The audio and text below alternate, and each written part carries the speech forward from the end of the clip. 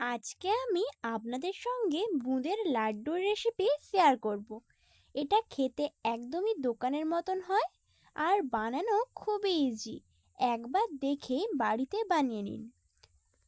নমস্কার বন্ধুরা, মুখরুচি রান্নার চ্যানেলে আপনাদের সবাইকে স্বাগত জানাই। এই বুঁদের লাড্ডু রেসিপিটা বানানোর জন্য আমি এখানে ছোলার বেসন নিয়েছি। এরকম 500 গ্রামের এক প্যাকেট বেসন নিয়েছি। এবারে মেজারিং কাপ মেপে দিয়ে দিচ্ছি। আমি পুরো বেসনটা দিয়ে বুঁদের লাড্ডুগুলো তৈরি করব। আপনারা চাইলে বাড়িয়ে কমিয়ে নিতে পারেন বেসনটা। এখানে মেজারিং কাপ মেপে নিলে 4 কাপ হচ্ছে।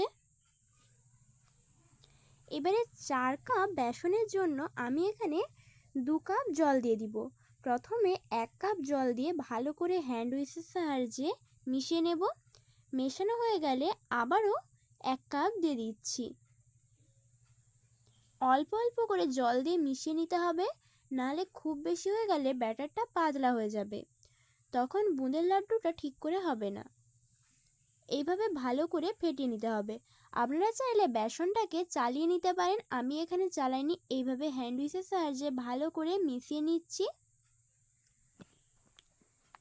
দেখুন ব্যাটারটা তৈরি হয়ে গিয়েছে। এবারে হ্যান্ড উইচটাকে রেখে দিচ্ছি, তারপরে হাত দিয়ে ভালো করে ফেটিয়ে নিতে হবে। দেখুন বেসনটার মধ্যে এইরকম একটু বড় বড় দানা রয়ে গিয়েছে। এইভাবে হাত দিয়ে ফেটিয়ে নিলে ঠিক হয়ে যাবে। হাত দিয়ে এইভাবে জোরে জোরে করে ফেটিয়ে নিতে হবে। ফেটানো হয়ে গেলে এর মধ্যে হাফ চামচ হলুদ গুঁড়ো দিয়ে দিচ্ছি। আপনারা চাইলে ফুড কালারও দিতে পারেন, কিন্তু ফুড কালার না দিয়ে হলুদ দিলেও হবে। ফুড কালার যেহেতু শরীরের পক্ষে ভালো নয়, তাই আমি এখানে হলুদটা দিলাম। হলুদটা দিয়ে বেসনের সঙ্গে ভালো করে ফেটে নিচ্ছি। ফেটানো হয়ে গিয়েছে। এবারে ব্যাটারটা সাইডে সরিয়ে রেখে একটা কড়া বসিয়ে নিয়েছি। কড়ার মধ্যে বেশ কিছুটা পরিমাণে তেল নিয়েছি। এখানে আমি 500 ছোলার বেসন নিয়েছিলাম। 500 ছোলার বেসনের জন্য 600 মতন রিফাইন্ড অয়েল নিয়েছি। তেলটা গরম হয়েছে নাকি বোঝার জন্য এইভাবে একটু ব্যাটার ফেলে দেখতে হবে। যদি দেখেন সঙ্গে সঙ্গে ব্যাটারটা উপরের দিকে ভেসে উঠছে, তাহলে জানবেন তেলটা একদম পারফেক্টভাবে গরম হয়েছে। এবারে এরকম একটা ছান্তা নিয়ে নিচ্ছি। এটা যে কোনো দোকানেই পাওয়া যাবে। আপনাদের কাছে যদি এরকম ছান্তা না থাকে, তাহলে লুচি ভাজার যে ছান্তাটা হয় সেটাতেও করতে পারেন। এবারে 2 বাটি ব্যাটার নিয়ে এই ছান্তার মধ্যে দিয়ে দিচ্ছি। তারপর ছান্তাটাকে এইভাবে আস্তে আস্তে একটু ঝাঁকাতে হবে। দেখুন কত সহজে বুঁদে ভাজা হয়ে যাচ্ছে। আর এই সময় গ্যাসটাকে একদম হাই ফ্লেমে রাখতে হবে, যাতে তেলটা খুব ভালোভাবে গরম হয়। এবারে এইভাবে একটা ছান্তার সাহায্যে এই বুঁদেগুলোকে ছেঁকে তুলে নিতে হবে। খুব বেশি লাল করা যাবে না, এরকম একটু হলুদ হলুদ থাকবে, তখনই ছেঁকে তুলে নেব। তেলটা যত ভালোভাবে গরম হবে, তত বুঁদেগুলো ভালোভাবে ভাজা হবে। দেখুন এবারে ছান্তার সাহায্যে ভালো করে তেল ঝরিয়ে তুলে নিচ্ছি। একই রকমভাবে সবগুলো ভেজে নেব।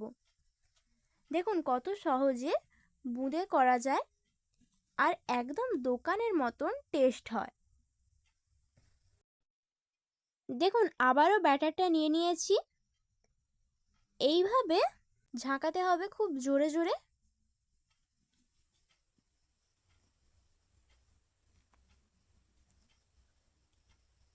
দেখুন কত সুন্দর হয়ে গিয়েছে। আবারও তেল ঝরিয়ে ছান্তার সাহায্যে তুলে নিচ্ছি। দেখুন একই রকমভাবে সবগুলো ভাজা হয়ে গিয়েছে।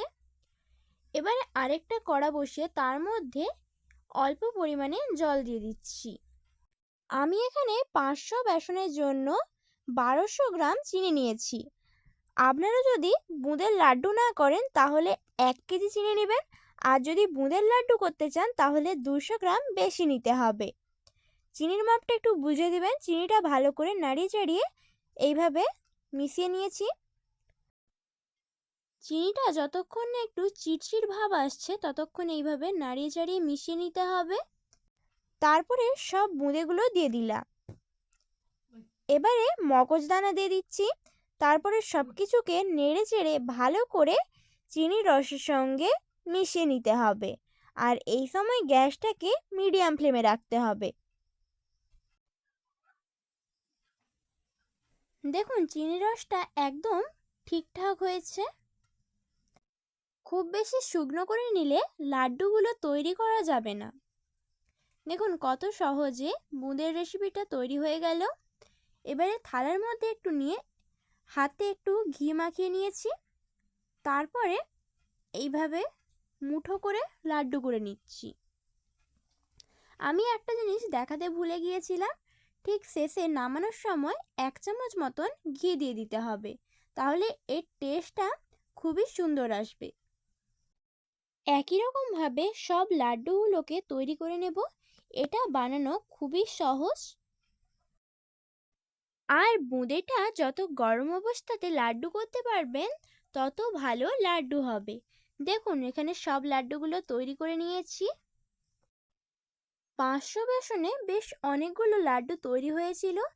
আমি সবগুলো দেখাইনি, আপনাদেরকে একটা ভেঙে দেখিয়ে দিচ্ছি কত সুন্দর লাড্ডুটা তৈরি হয়েছে। আর একদম দোকানের মতো পারফেক্ট হয়েছে, খেতেও একদম দোকানের মতন হয়। বিশ্বাস না হলে একবার বাড়িতে বানিয়ে দেখবেন। এই রেসিপিটি ভালো লেগে থাকলে লাইক এবং কমেন্ট করার অনুরোধ রইল।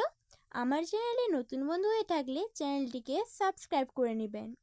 আর রেসিপিটা শেষ পর্যন্ত দেখার জন্য ধন্যবাদ।